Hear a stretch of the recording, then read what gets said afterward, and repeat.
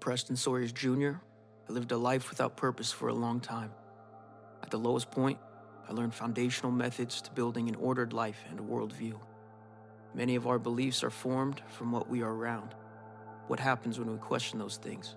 True and false, good and evil, they're all around us. How we discern what we see and hear informs how we respond with wise judgment.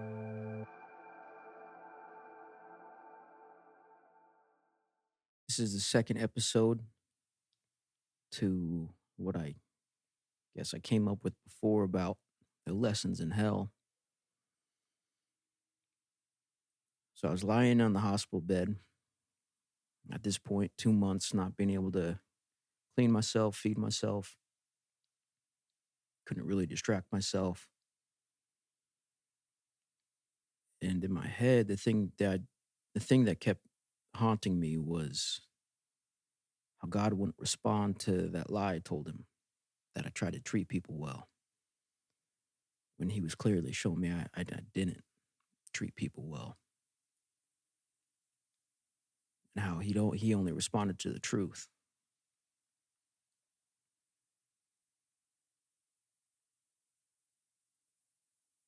I mean, at the time, I didn't realize that God is truth. What I was seeing in my contemplation, that was becoming more and more real and understood. And I knew that I had to completely change how I lived. And I was trying to figure out how to figure that out, what that looks like, what to do, what to get rid of, what to replace it with. And a big one was untrue things that I would convince myself of to then be passive to the dishonest way I was living. The depression started coming on. Surprising it took so long, but it was probably the medication and the visitors and help put it off and trying to survive the pain. Why the depression wasn't noticeable. But at this point, it was unavoidable. This was about 3 days for the first time that depression started to set in. Get real low. And I knew 2 or 3 days in that if I didn't deal with this, I mean, it's those depressions that was going to lead me to be an angry, hateful person, hopeless, and just be a burden on everybody I come in contact with. So I knew if I was going to make the life that God gave me from this accident worthwhile, I was going to have to learn how to deal with that, no matter the circumstance. That was a pretty ugly one. And in day 3 or 4, I was realizing, this depression is a specific thing I can name. It's not just something that I get a second job to avoid. It's not a hobby that I pick up. It's not a crutch or a sin or a fix to avoid, but it's something I can actually identify and deal with.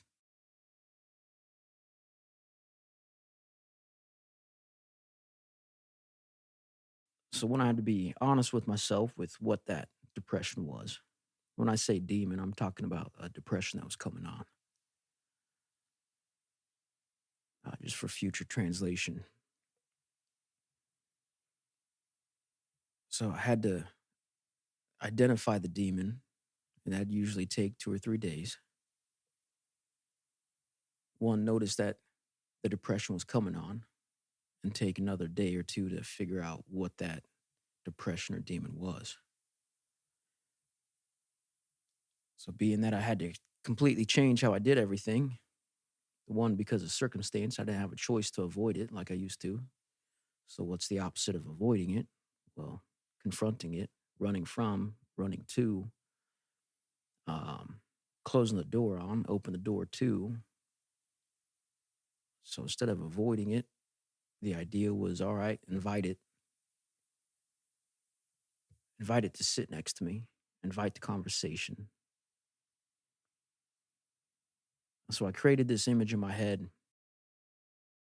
The layout was a card table to the right of my hospital bed. I'm in my hospital bed to the left of the card table.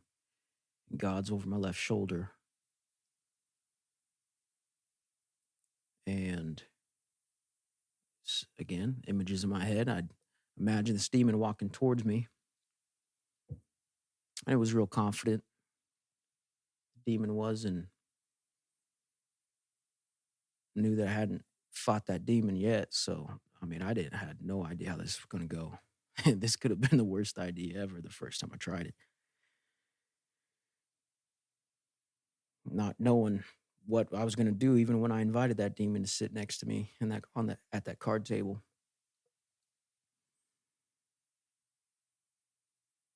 So I invited the demon at the card table.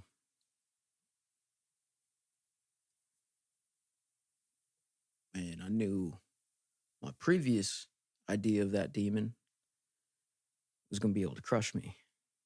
Well, I mean, I had nothing left. Ain't nothing that was there to avoid or protect or fight off. So it's like, well, what else is there to do? I was just gonna, if if it was gonna take me, it was gonna take me then. That depression or that demon, whatever you want to consider it. So not knowing how it's gonna go again, I invited the demon to sit at the table, and I started the conversation with that demon, with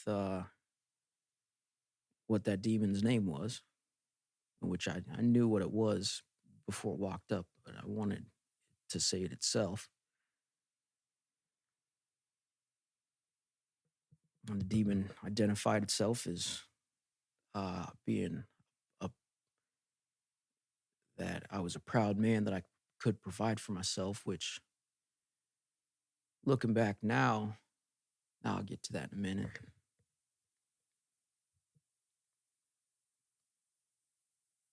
But the demon said here that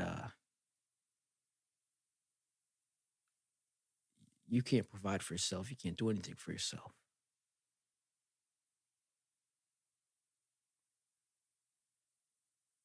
And so instead of trying to respond to it myself, because I believe that, I turned to God on my left shoulder towards my left over my left shoulder, and I'd ask him, "Is that true?" He said, "No." I said, "What's the truth?" He said, "Well, you know you don't need very much. I know you don't need very much. I know now that all I need is the word of God. I barely need any food, barely need anything to take care of myself. So I just need my faith in God and the word of God. And that's about it." So I turned back to the demon. I said, "That's not true." So the truth is, I'm not the one, I don't have to be the one to provide for myself. So the demon would tell me another lie. Well, a working man isn't worth anything, and you can't work to save your own life right now. So I turned to God and I said, "Is that true?" He said, "No." So what's the truth? He said, "Work is good, but it's not everything.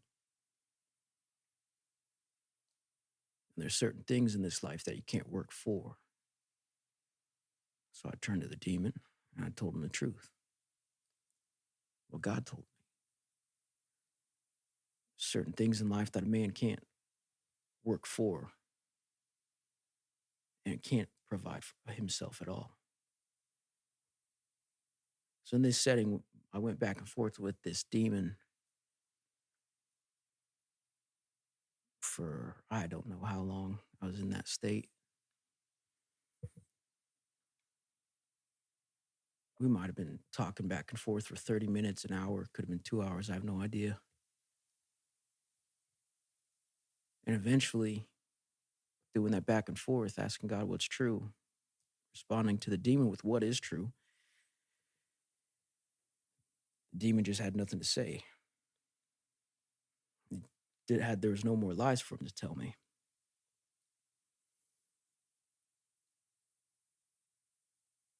And I realized at that point in time that that demon wasn't as scary as it was when it walked up and it sat down. It wasn't as frightening as I thought it was forever. So the only thing was, the demon was silent. So I asked the demon one last thing. I said, "Are we done here? Anything else?" Didn't have anything to say. Just shrugged. Said, "All right, you can go on then." Gets up from the card table, walks away. As he was walking away, I realized, like, oh man, that demon wasn't frightening. It was just my interpretation that he was frightening, that he wasn't approachable. No, when he was walking away, he was tiny. There's no fear to be instilled. Could barely walk, weak and slumped over. There's nothing left of that demon. And so, about every week, every other week at this point, at the beginning, it was, oh, there's a new demon to deal with. It's like at the end of the week, come Wednesday, I'd see the depression coming on, go through the same routine. All right, depression's coming on. What is that demon that I ran from up to this point? 2 or 3 days later, I have an answer. And invite the demon to sit down and go through that same process. There are other demons like being able to hunt for food and things, which I wasn't much of a hunter, but I knew how to. Being able to provide or live on very little, like go out in the mountains and live on next to nothing. Be able to be a vagabond, and I don't need a home. I don't need a roof over my head, so I know I'll survive.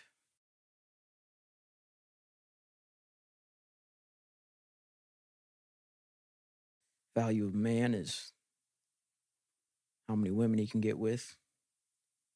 No, dealt with that demon too.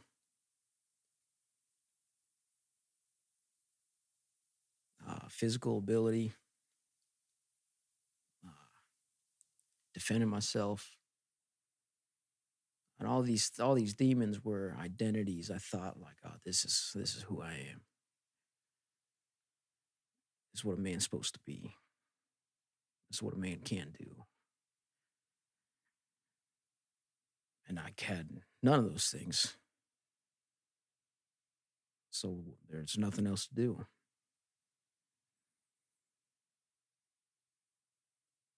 Confronting these demons or these lies that these demons would tell was a mean start to really starting to build my life off of what is ultimately true. And the important thing that I was seeing was, okay, so I got to have a process of deduction to find what is true. Test it. A statement's made. Okay, how true is it? Let's question that statement. Check that statement. Is it ultimately true?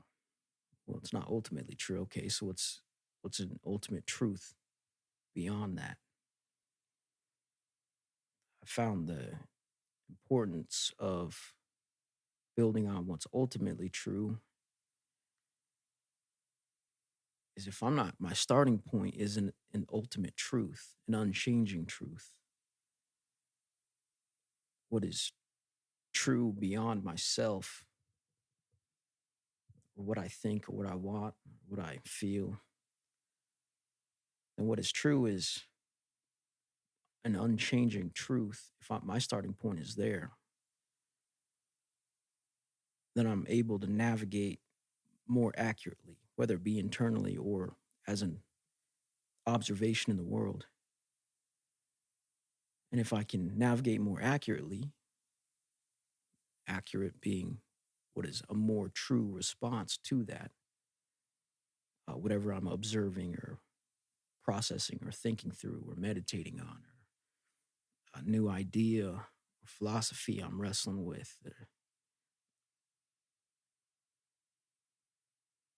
found is my want for wisdom before this point was a good want and desire for true wisdom, good wisdom, but it was totally misguided. I didn't have any any any base truth, and that was none of my worldview was based on any ultimate truth, because I was the only worldview that I was able to understand or saw an understanding in up to that point was what is postmodernism today, that everything's subjective. There's no such thing as ultimate truth.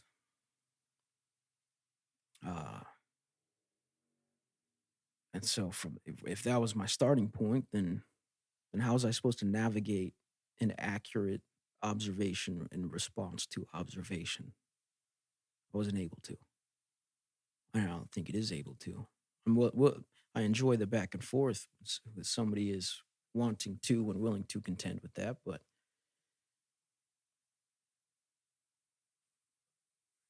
there's no grounding.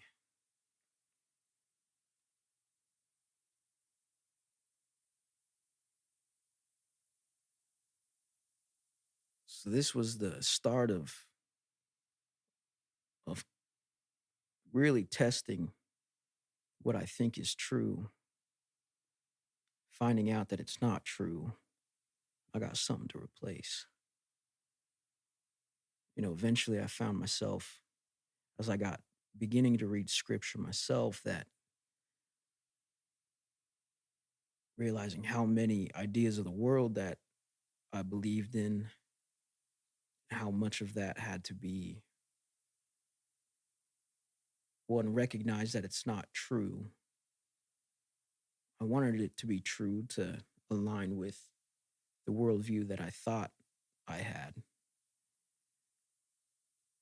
And all of the beliefs I held before were just assumptions, assuming that they were true without proving that they were true to myself and for better understanding, and to others to then give a grounded, being able to share a grounded worldview.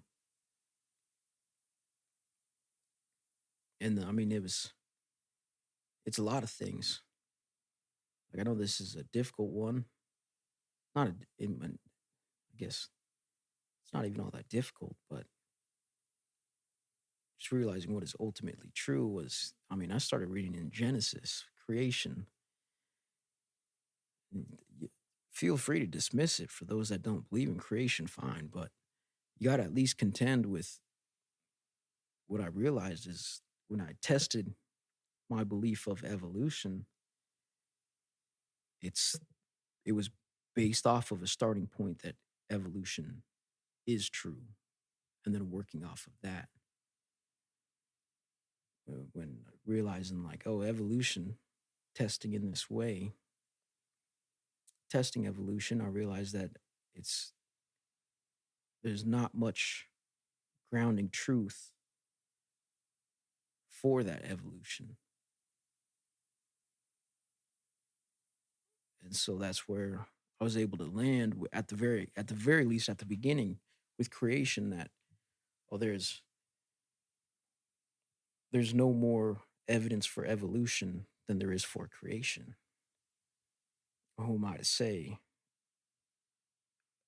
about this creation?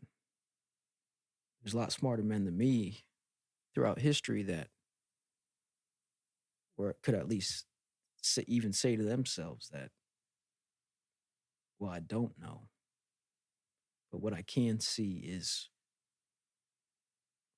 a grounding truth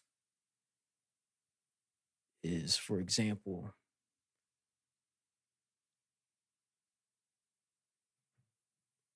intelligent design, at the very least, an order.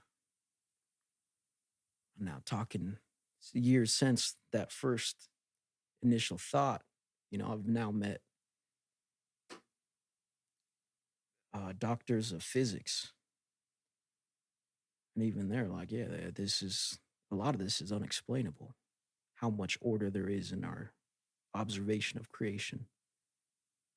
How is there so much order in this observation of creation? Like to be perfectly designed. The next one would be, again, starting in Genesis, was man and woman.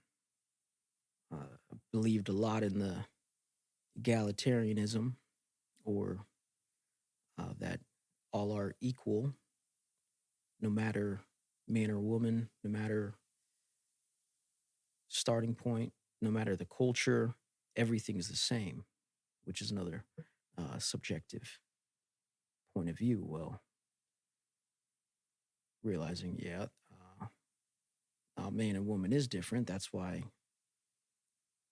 inherently every man knows that he has a job to do, he has a responsibility.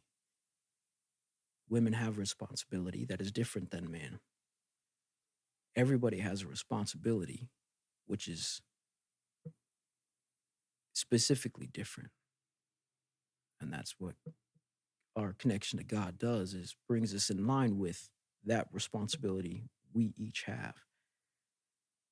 Realizing my responsibility I have, which aligns with the responsibility I was seeing since the beginning of my accident. Oh, now I got a responsibility to this. I created this, excuse my language, but shit show. Now I got a responsibility to do the best I can with what God gave me from the bad circumstance I created and the gift He gave me with life. Going from there, then I'm seeing, I won't touch on Noah and the flood, but Abraham, I saw right away that a man who's willing to take, God blesses a man who is willing to take on all the responsibility God is willing to put at his feet. If he's willing to take it up, God's going to be able to do a lot with that. But it's about being willing to take it on.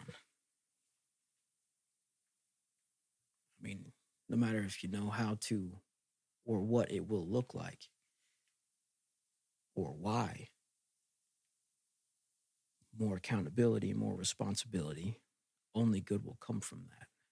Whether it's learning from your attempt, again, I mean, a lot of this stuff I said the same episode before about gratitude, but applies to this as well. And it's going to apply to many other things.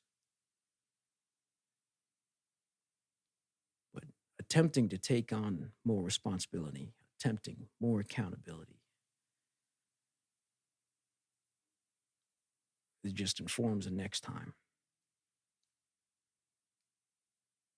And these are what are grounding in ultimate truth became so important.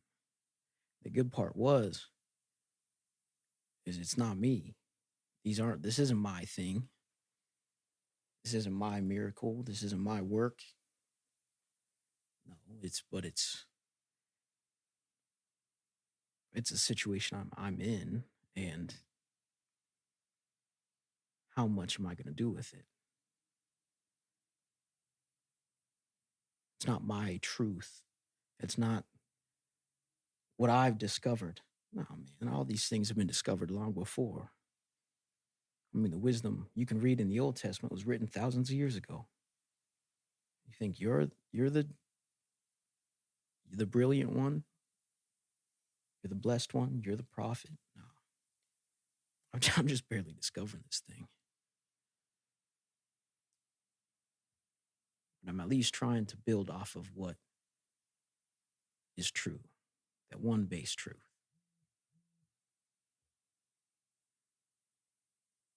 That God is truth. Now, people contend with that their whole lives, for sure. But at the least, if you don't believe that God is truth, fine. But at least be willing to contend with it. If you're just going to dismiss it, and that's not worth talking about, then that's as far as that conversation is going to go.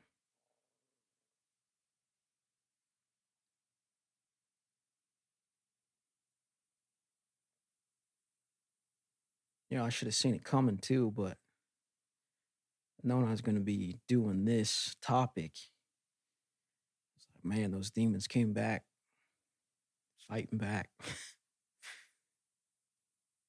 Thank God for this Lenten season that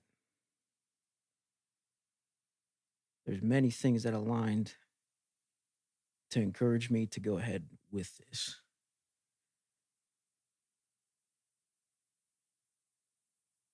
Today being Ash Wednesday, thank God for that. An opportunity that was put at my feet today after Ash Wednesday Mass, and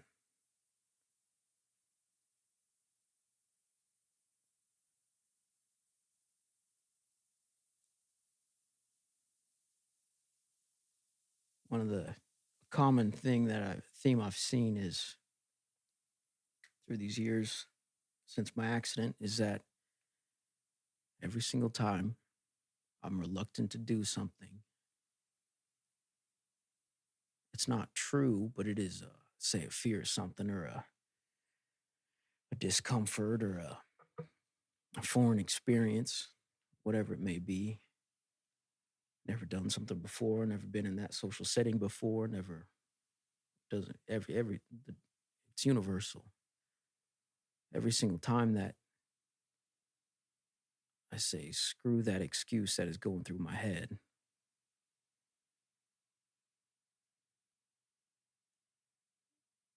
and I do it anyways, if I go into it completely open-handed and best and open-minded as possible, let whatever good can come, no matter what it is. If I go into that thing that I was trying to come up with an excuse not to, then I make that outcome what that excuse was every single time. Every single time.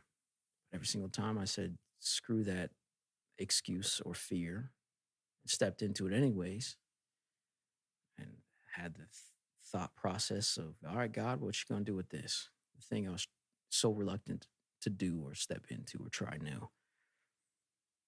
Next thing I know, I find myself on the other side of that with a new experience.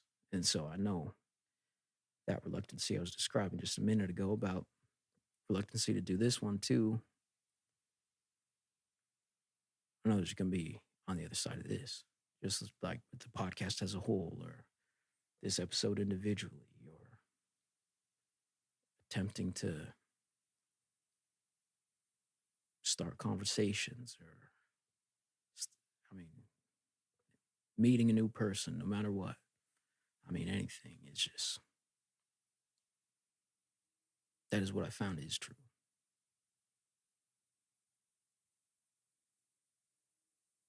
So thank you for listening. God bless you. And I hope something here made sense. And if it did, you think it could be used for somebody else, please share it with them. Thank you for listening. If you heard something in the podcast that sparked a thought or question, bring that thought or question to me at sawyerspurspodcast@gmail.com. You can find me everywhere podcasts are found. Help me with a follow, share, and a like. This podcast is proudly a part of Big Sack Productions, where your podcast dreams come to life. You've been listening to Euphony Innovatives Sonified.